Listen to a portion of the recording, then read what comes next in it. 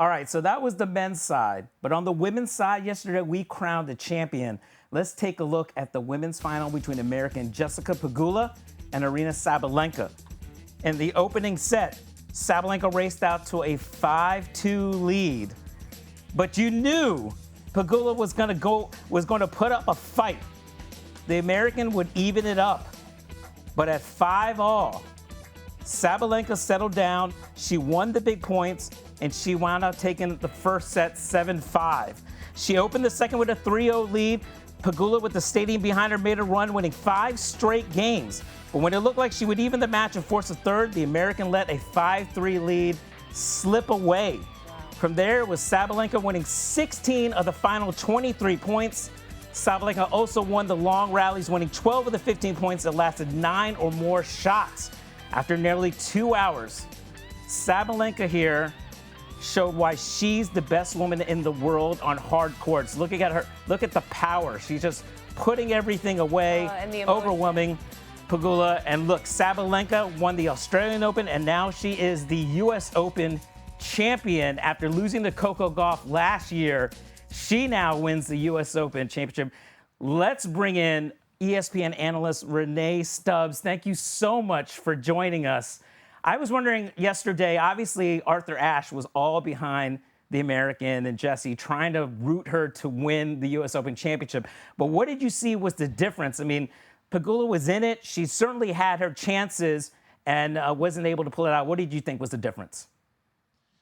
Yeah, I think the difference in the end was just the belief and the fact that Aryna Sabalenka has won 2 Grand Slams already. Particularly, we already talked about how well she plays on hard court. She's won 2 Australian Opens. She started the year winning the Australian Open on a hard court. She comes here to the US Open. She had an injury at Wimbledon, so she was unable to play there. So she was on hard court really early, preparing for her summer. She didn't start the summer that well, but that was also because of the shoulder injury that she sustained going into Wimbledon. And then Jessica Pegula was also arguably the 2 hottest players on hard court, went into the US Open, they made the final. And I think in the end, it was just about the belief that Sabalenka had a little bit more than Pegula, having the fact that Pegula had never won a Grand Slam. So I think that little difference in the end was just the belief system.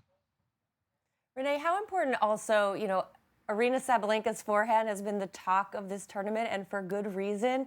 How important was that shot in this final, and how good of a job did Jess do for a lot of the match in keeping the ball away from that forehand and really forcing Sabalenka to use that backhand? Honestly, it's funny that you say that because we've been saying how quick she hits the forehand. But honestly, her forehand's her weakest shot of all of the shots in her repertoire. Her serve is so enormously big and important. And Jessica was making a great job of getting it back in the court and forcing just Sabalenka to actually hit more balls than she was probably more comfortable doing last night.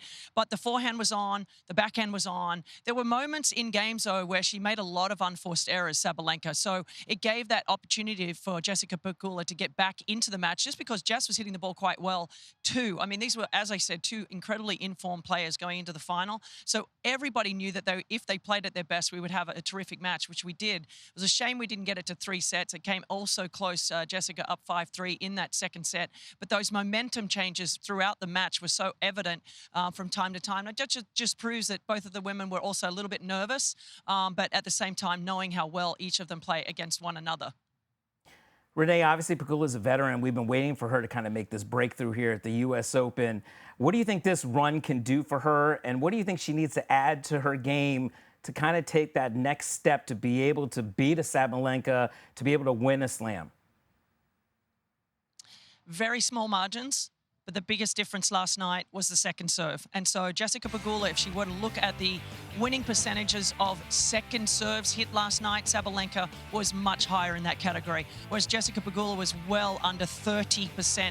If you are losing 30% or only winning 30% or less of your second serves, that means you have to serve really well when it comes to first serves. And that was the biggest issue last night. Her first serve percentage was quite high and it was doing a good job, but if she wasn't getting it in the court, she was getting getting absolutely smashed on the second serve. And so if there was an area that she could concentrate on, it is absolutely the serve, particularly the second serve. Look, she's not very tall. The difference in their height is about 5 inches, which is an enormous amount when you're hitting a serve. But if she can get that or figure out a way to serve a little bit better with the second serve, that will help her going forward. And that could be the difference maker of her winning that match last night. And Renee, let's talk about Sabalenka a bit. You know, she's tried a few times to win this U.S. Open. She's struggled in big games, in finals, especially with the emotional game. What has she changed about her approach to big matches that has made her now not just a U.S. Open champion, but a 3-time Grand Slam champion and so dominant this year? She said it on our coverage last night at the desk when she came after winning the tournament and said to Chris McKendry, my emotions, that's where I'm keeping it in check. She used to be so demonstrative on court and so angry and sometimes get really annoyed at herself. She's a perfectionist. And sometimes you have to let go of being a perfect tennis player because nobody is perfect. So she's had to rely on just controlling those outbursts, controlling getting upset at herself, and also letting it affect her for games at a time. This was somebody who couldn't hit a serve in the court a couple of years ago. She was double faulting literally like 20, 30 times a match. And so she went through a biomechanical change. She went through an emotional change of dealing with those moments. And so I think what she's gone through, she lost her father a couple of years ago. She's gone through a lot of emotional ups and downs. And I think just her ability to control herself on the court is the difference maker now, because we've all known how well she hits the tennis ball. But now it's all coming together, and that's why she's able to have won her 3rd Grand Slam title. Renee, this was an exciting U.S. Open for American women's tennis to have Emma Navarro and Pegula make it to the semifinals. How do you see, with Coco Gauff also there, how do you see the state of American women's tennis right now?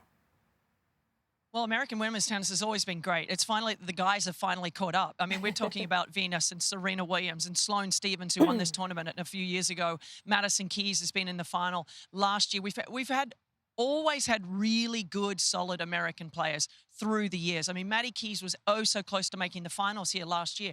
So when you think about that and what they've been able to do, and Emma Navarro, what she was able to do at Wimbledon and here, they're all letting everyone know, yes, we have always been good and we're not going anywhere. So I think for Jessica to get through to the final here was a massive breakthrough, because she's had just a wall up when it comes to the quarterfinal appearances. So as far as I'm concerned, great story continues for the women, and it won't change for a long time.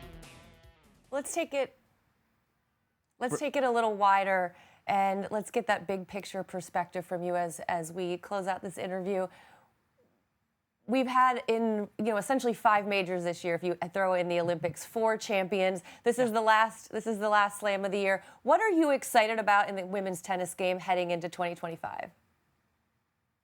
Just these rivalries that we're starting to see. The Sabalenkas winning now 2 Grand Slams in 1 year. Of course, Iga Swiatek has won 5 Grand Slams, 4 at the French Open and 1 here at the US Open. So, look, Sabalenka's established that she's the best hardcourt player in the world. There's not even anyone close to her with her record and what she's been able to do, particularly at Grand Slam level on the hard court.